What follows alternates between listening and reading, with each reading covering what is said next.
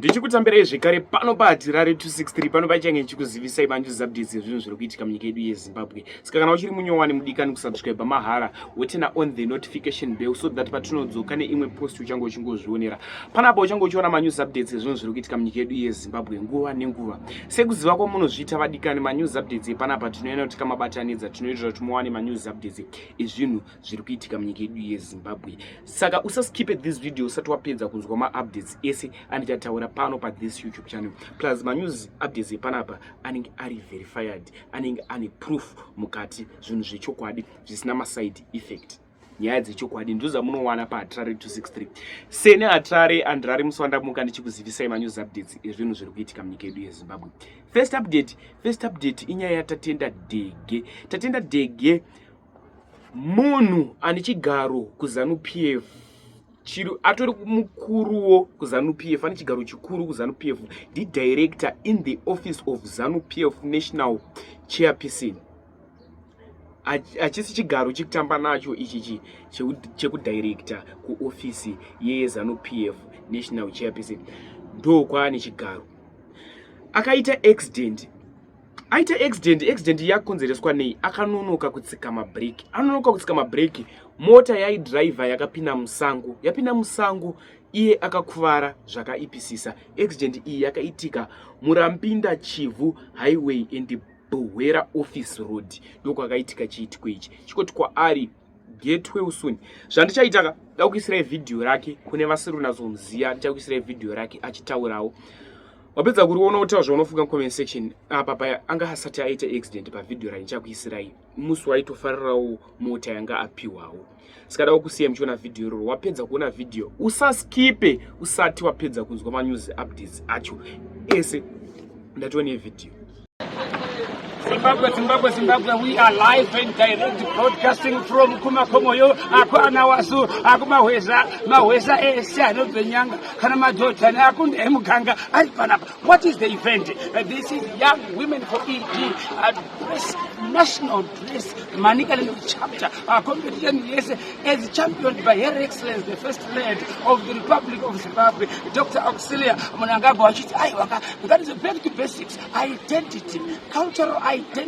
Ubuntu, if I go by drugs, we are taking Nakaye, the pumpkin in the old homestead must not be uprooted. Nenoga Nakaita Laki, leaving no one and no place behind. His Excellency Vokampuni, Dr. E.T. Nagagokan, Governor of Javrisa, Gambo Yakunoprasi, the Vagani Chemota, Gariboto, I don't know about Zikama Shangu, some sort of remember. This is the Second Republic. We are fishing for 2030. Upper middle income economy is sustainable, it is prosperous. These two words must not be removed. A sustainable, prosperous upper middle income economy. Sakanasi panenge pakaipa, apanenge paine mandara, ingeri uhuru celebrations. Tichiri kutotanga sokaje, kuti patiri kuita chii inonzi signposting for uhuru celebrations. Ndo zvatiri kuona para kumanika nekumakomoyo kunonzi iko wise men and women from the east. Mari inokuda pano. Parakuya bigger party. Nyika inovakwa nevene vayo. Uyaiti vake Zimbabwe, uyaiti vake Chiwanted. Thank you. Next update. Ndine video ra DJ Sparks. DJ Sparks ndi content creator akatongofanana neni ese ni Hatirare ndiri content creator. DJ Sparks ndi content creator. Vakawirwa nedambudziko advice iri kupiwa nevanhu ndeyekuti pamarobots pakutotyisa kumira ende vazhinji vangu vachiti ndakatombozviitwawo. DJ Sparks ndichakuisirai video ra DJ Sparks ndodzoka nchirowa last update. DJ Sparks mota yavo yakapwanywa window rekumberi. Rapwanywa window rekumberi vakabva wabirwa foni yainge iri mukati. Ndakusiya mchiona video. Mapedza kuona video mutazva munofunga comment section pamusoro pevideo iroro. Chikoti kuna DJ Sparks, Mwari ndi Mwari akanaka kana wasiwa usina kukuvadzwa. Ndatuone video. Ya bashata. Yazidika. Ndashuka paroboti ka.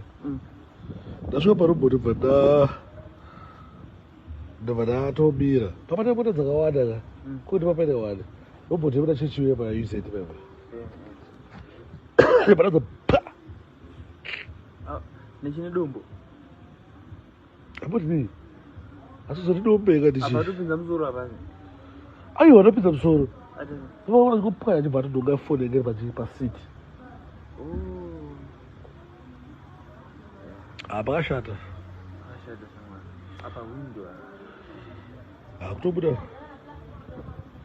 Hapana plastic totopavhara neplastic because ivada plastic raunobva ngori vharira toda kuvhara nepasana iyo.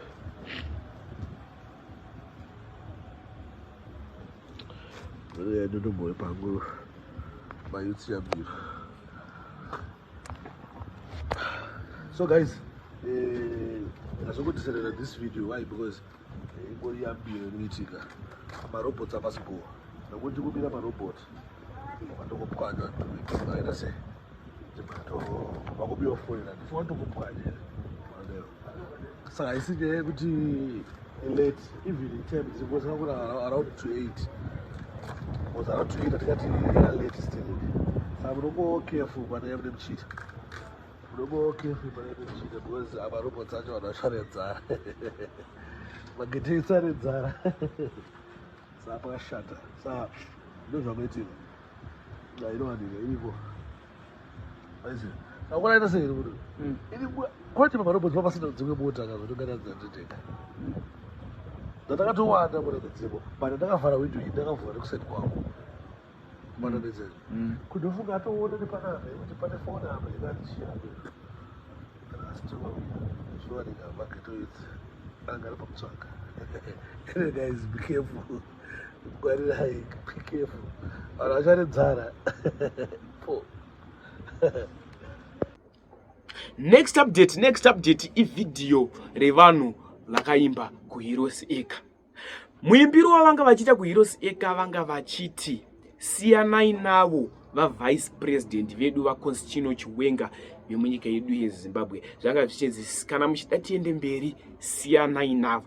So ini handikwanisi kuwedzeredza ngokuisira video iroro. Wapedza kuona video utaura zvaunofunga mucomment section. Seine hatirare musi watamuka. Manews updates Gozha everyday. Much love.